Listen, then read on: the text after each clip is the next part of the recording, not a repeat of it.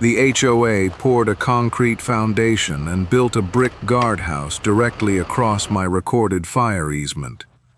3 days later, a fire engine couldn't clear the lane. They didn't know I had the original county plat proving permanent structures were prohibited there. If you like watching bullies lose to paperwork, subscribe. Because the $80,000 demolition bill was only the first problem they uncovered. At 7:18 the next morning, I heard a diesel engine idling behind my house. Not a pickup, a concrete truck. I walked outside and found a 6-man crew setting forms across the gravel lane that ran along the rear edge of my property. 2 pallets of brick were stacked beside them. A trench had already been cut across the road. Vanessa Crowley, president of the Cedar Ridge HOA, stood near the excavator with a white hard hat, a clipboard, and a contractor I had never seen before. She didn't ask why I was there. She pointed at my truck. "Move it. We need full access to the construction zone." I looked at the forms. They were centered almost perfectly across the lane. "What are you building?" "A security station." She said it like the decision had been made months ago. 2 brick columns, 1 enclosed guard booth, dual barrier arms, camera mounts, electrical conduit, permanent construction. I asked her one question. "Did you pull the fire access records?" Vanessa looked at the contractor, then back at me. "This is HOA property. It crosses my parcel." She tapped the clipboard. The board approved it. That wasn't an answer. I walked 22 feet down the lane and stopped beside an old survey marker my father had painted red years earlier. The gravel corridor was 40 feet wide at that point. Once the concrete footing went in, the usable opening would be cut by more than half. Vanessa followed me. "You've had this ugly service road back here for years. We're finally making the neighborhood look finished." I took out my phone, photographed the trench, the footing, the excavator, the pallets of brick, then the permit board. There was no fire access approval posted. Vanessa watched me. "If you interfere with the project, our attorney will handle it." I put my phone back in my pocket. "I'm not interfering." That seemed to relax her. It shouldn't have. By 8:03, I had photographed every machine, every posted document, and every measurement I could take without entering the work zone. And before noon, I found the first record Vanessa should have checked before she poured a single yard of concrete. My father never called that strip of gravel a driveway. He called it the fire lane. For 37 years, he kept it clear. No shed, no fence, no trailer, not even a stack of lumber. When I was 12, I asked him why he cared so much about an empty road almost nobody used. He pointed toward the subdivision uphill. "If the front entrance ever fails, that's how the trucks get in." At the time, Cedar Ridge had 23 homes. By the time I inherited the property, it had 137. The houses got larger. The landscaping got more expensive. The roads didn't get any wider.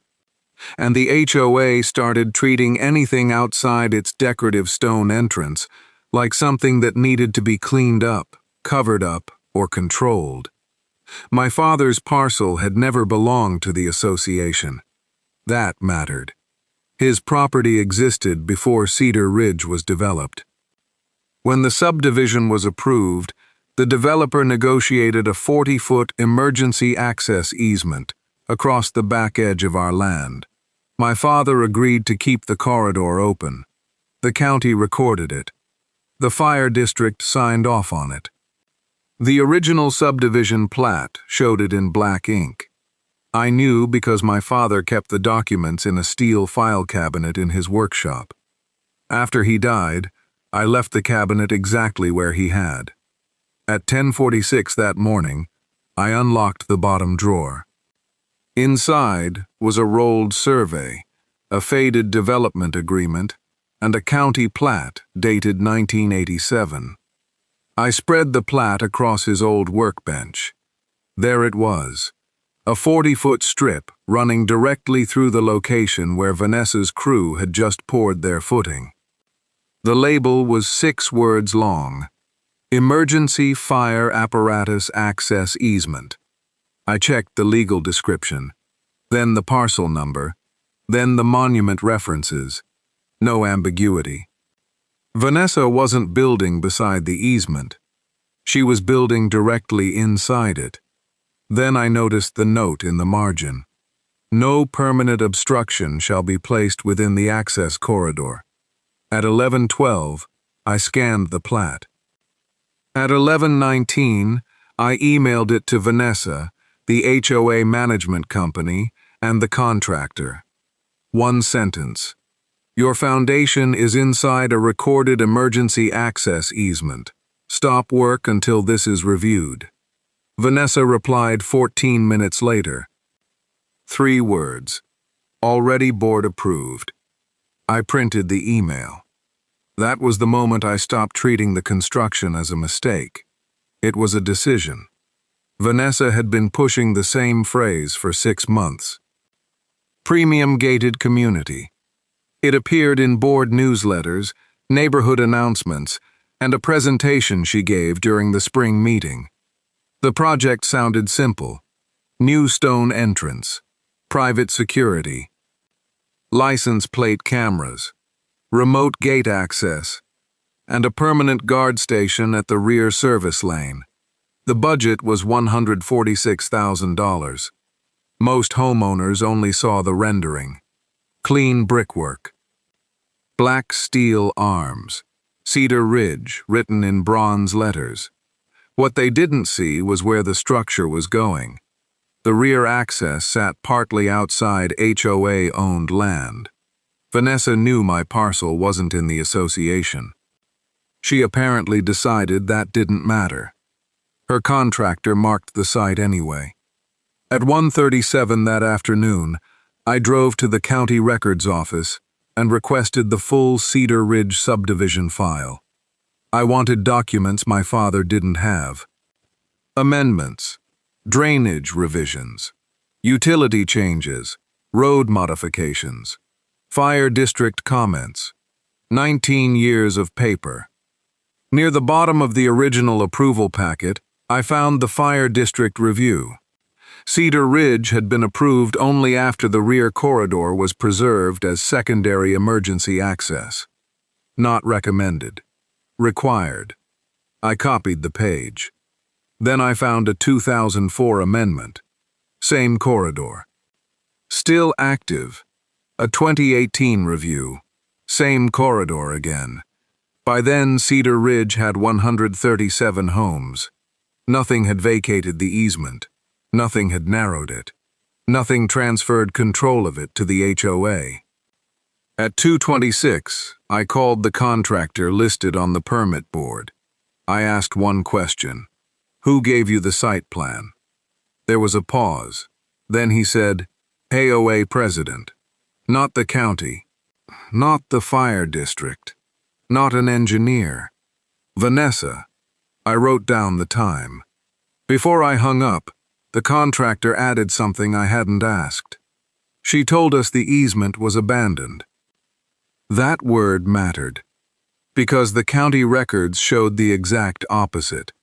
Now I needed to know whether Vanessa had guessed wrong, or whether someone had given her a document saying the fire lane no longer existed. At 4:08, Vanessa finally called me. She didn't ask for a copy of the records. She didn't ask what the fire district had said. She opened with, "That old map doesn't control what the HOA does today." I looked at the 2018 fire access review sitting on my desk. It controlled the county 6 years ago. 2 seconds of silence. Then her tone changed. "If you interfere with this project, Daniel, the association will pursue damages. I haven't interfered with anything. You contacted our contractor.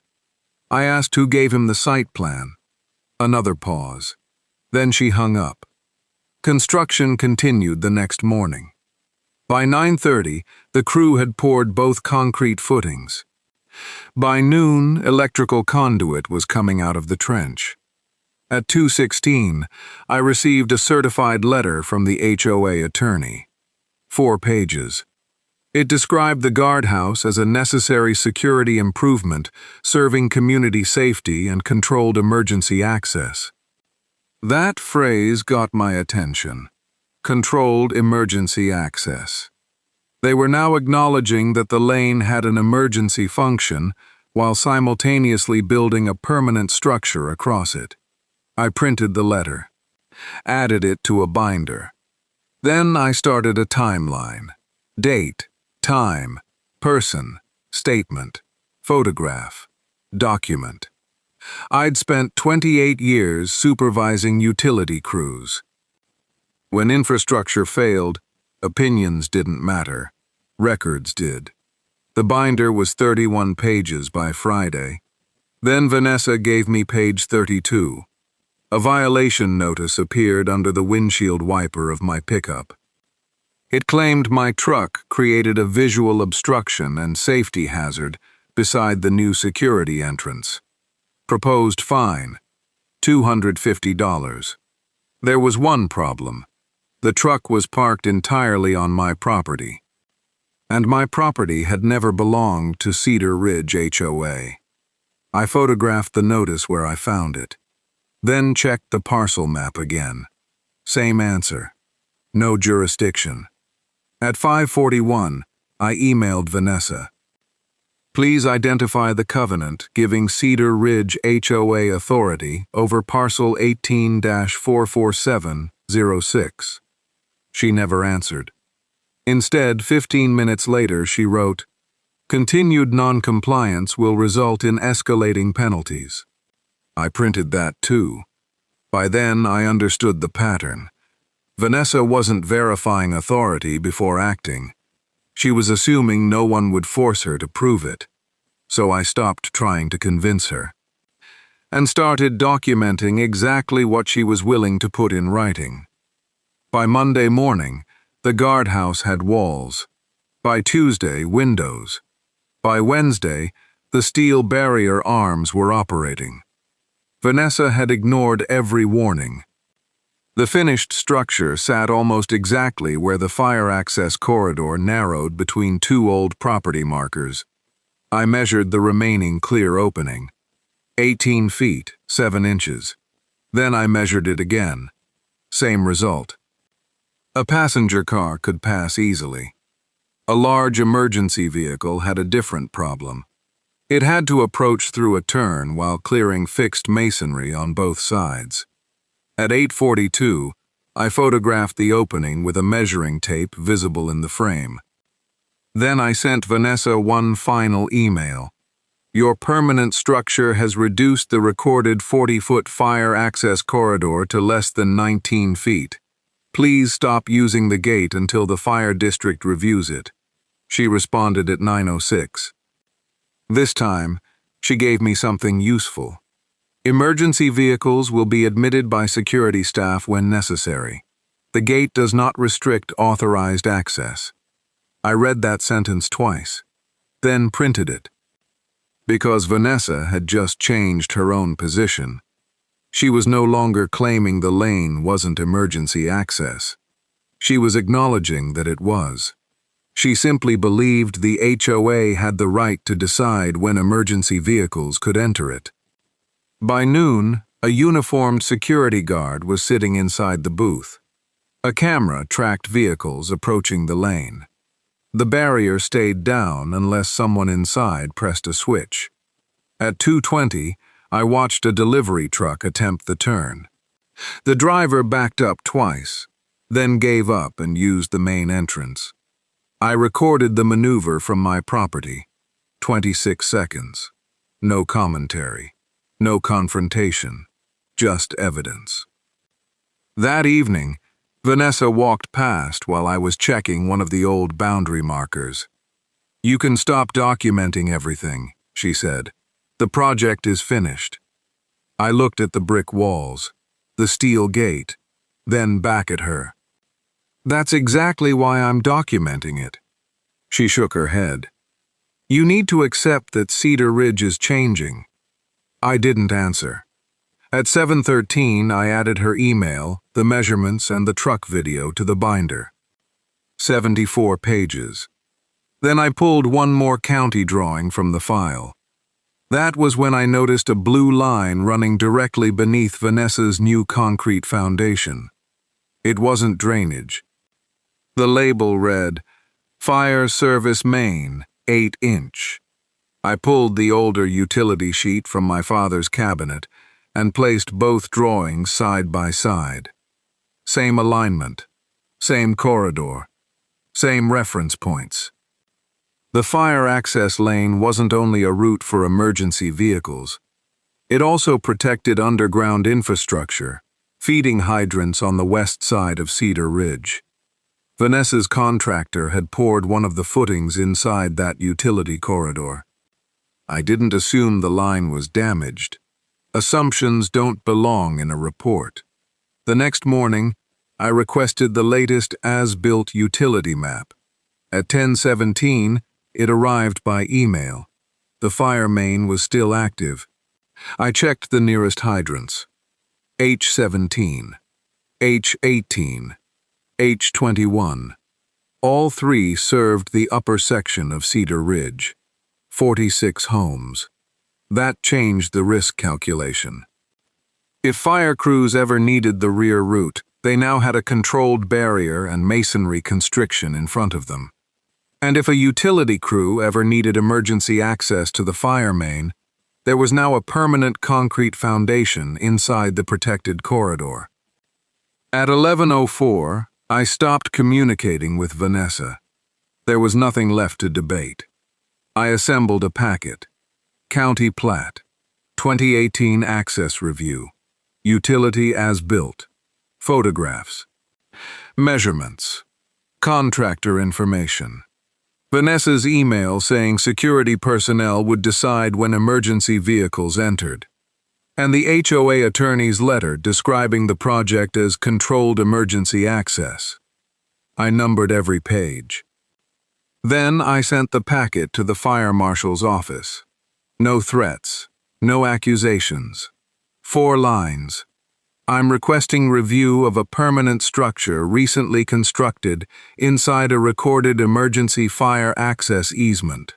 Attached are the current measurements, county records, and utility drawings. The structure is now operational.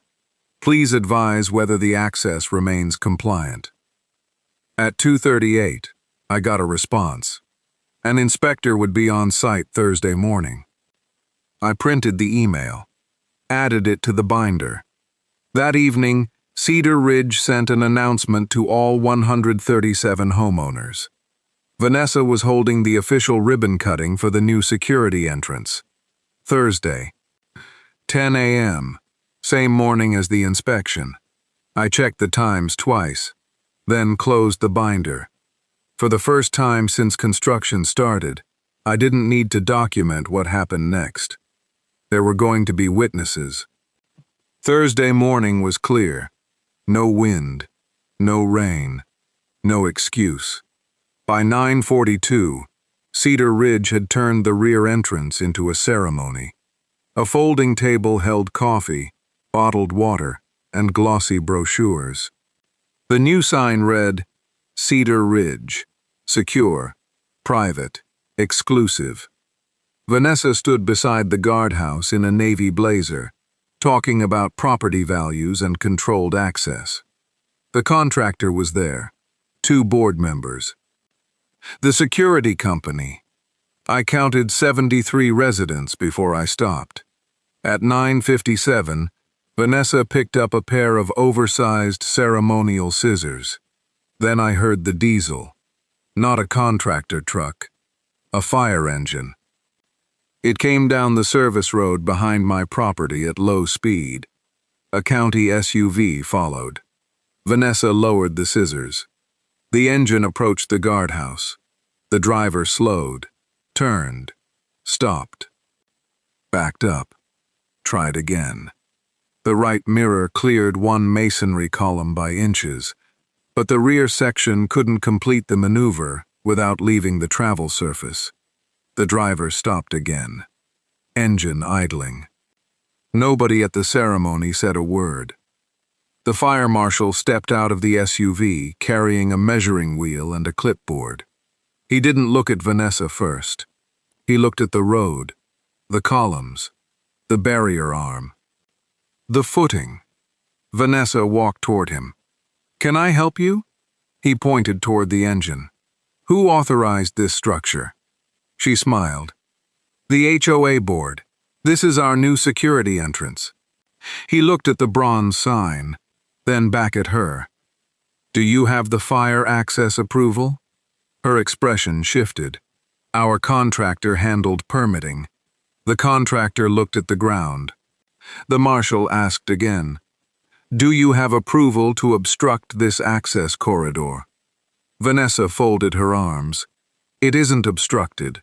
Security can open the gate at any time." The marshal looked past her. At the fire engine that still hadn't made the turn. Then he looked at me. "Mr. Mercer?" I walked over with the binder. He already had the digital packet. I handed him the original plat anyway.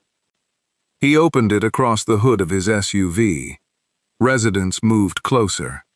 He traced the 40-foot corridor with one finger, then measured from one masonry column to the other. Once, then again.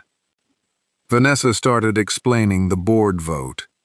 He didn't interrupt. He kept measuring. When he finished, he closed the tape. "This is a recorded fire access easement." Vanessa answered immediately. "We know that." That was the moment everything changed, because she had just admitted it in front of the fire marshal, the contractor, 2 board members, and half the neighborhood. And he hadn't even looked at the utility drawing yet. The marshal unfolded that drawing across the hood. His finger stopped on the blue line. "Is this current?" "Yes, county as built." He checked the revision date, then looked at the footing under Vanessa's guardhouse. 8-inch fire service main? I nodded. Vanessa stepped forward. "That line has nothing to do with our security project." The marshal looked at her. "It runs through the same protected corridor." Our engineer approved the location. "Which engineer?" She hesitated. The contractor answered. "We worked from the site plan the HOA provided." The marshal turned toward him. "Did you submit that plan for fire review?" Another pause. "No." That ended the argument. The marshal walked the full width of the easement, 40 feet on the recorded plat. Less than 19 feet remained clear between the permanent structures. He photographed the masonry, the barrier, the footing, the electrical trench, then asked Vanessa to demonstrate emergency access. She signaled the guard. The barrier lifted. The fire engine moved forward. It still couldn't complete the maneuver. The driver stopped. No siren. No shouting.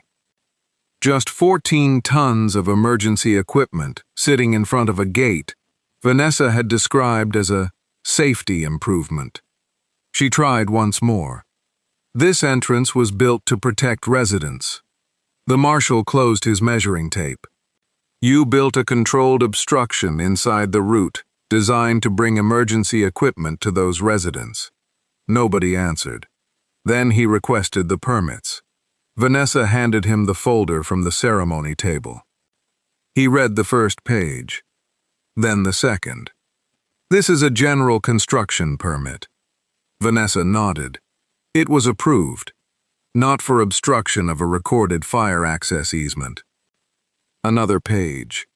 "And I don't see fire district approval for the gate, reduced clearance, or permanent masonry."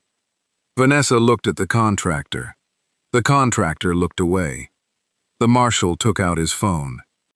"I only heard part of the call. Permanent obstruction, active fire access corridor, Apparatus unable to clear. Utility conflict. Then he gave the address.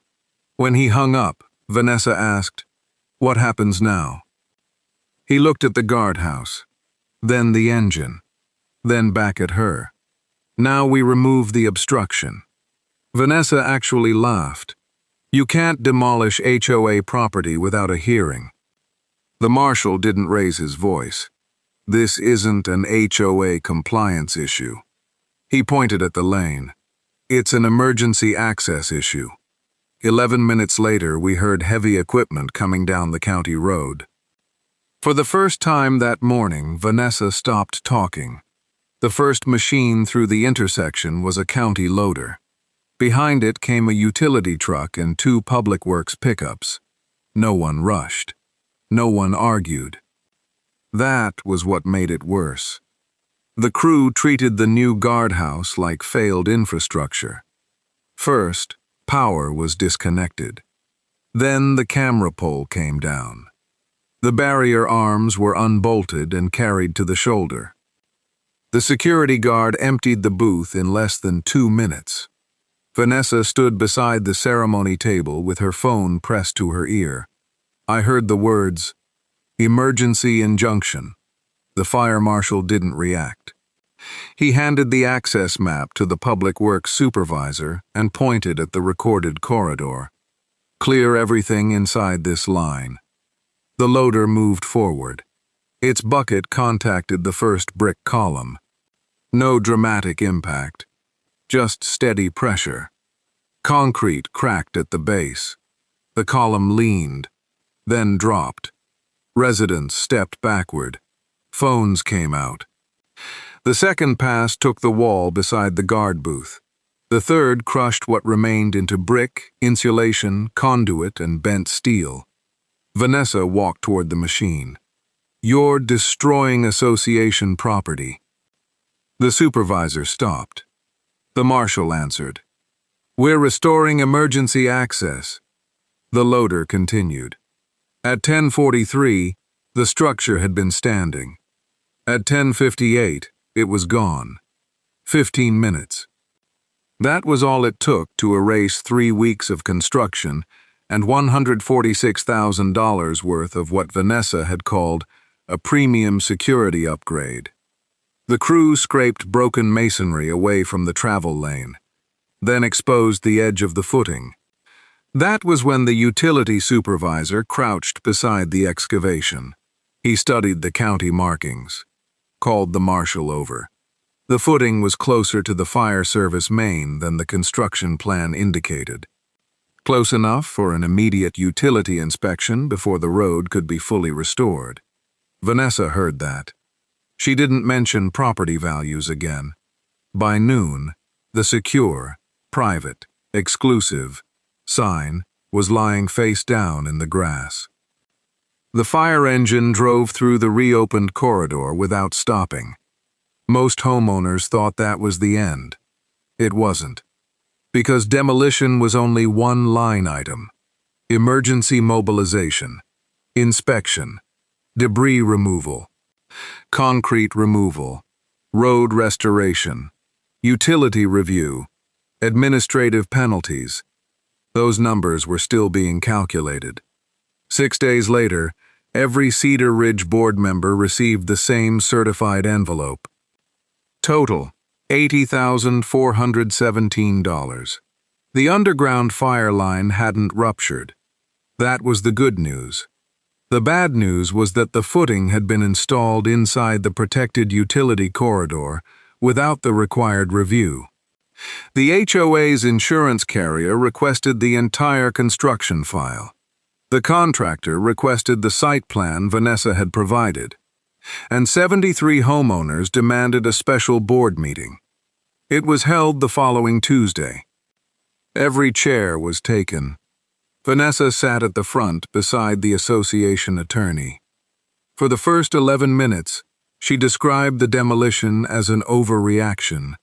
Then she said exactly what I expected. "We were never properly warned that this project violated an active fire easement." I opened my binder. The room went quiet. I didn't make a speech. I connected my laptop to the projector. Opened the first email. Sent 3 weeks earlier. Thinty plat attached. The sentence was still there. Your foundation is inside a recorded emergency access easement. Stop work until this is reviewed. Then I opened her response. Already board approved. Nobody said anything. I moved to the second warning. The email showing the 40-foot corridor reduced to less than 19 feet. Then Vanessa's answer appeared. Emergency vehicles will be admitted by security staff when necessary. A homeowner in the second row read it aloud. That was worse than anything I could have said. Vanessa had acknowledged the emergency route herself, and kept building. The association attorney leaned toward her, whispered something. She stopped talking. Then the board secretary stood up. She had brought meeting minutes from the week before construction started. One paragraph was highlighted. Vanessa had told the board the old easement was unlikely to be enforced and recommended completing the project before outside review could delay it. That changed the room. This wasn't a misunderstanding anymore. The board had been warned. Vanessa had chosen a deadline. Homeowners voted to begin a recall process that night. Within 3 weeks, Vanessa was no longer HOA president. The security contract was suspended. The association adopted a rule requiring independent permit and easement review before permanent construction. The rear corridor was restored to its original width. The decorative security sign never came back. Instead, the fire district installed a plain reflective marker beside the gravel. Fire access. Keep clear. The new board offered me a seat. I declined. I had no interest in controlling Cedar Ridge. I only wanted them to understand the difference between authority and ownership. Vanessa spent $146,000 building a guardhouse because she believed a board vote could erase a recorded easement. It took the fire marshal 15 minutes to prove otherwise, and the $80,417 bill proved something else. Ignoring paperwork doesn't make it disappear. Sometimes it just makes the paperwork more expensive. Cedar Ridge spent $146,000 building a monument to authority. 15 minutes erased it. And $80,417 made sure nobody forgot why. If you believe property rights should mean more than a clipboard and a board title, subscribe. And tell me in the comments, would you have warned Vanessa twice, or would you have sent the first county plat straight to the fire marshal? Because sometimes the most expensive mistake an HOA can make is assuming nobody kept the paperwork.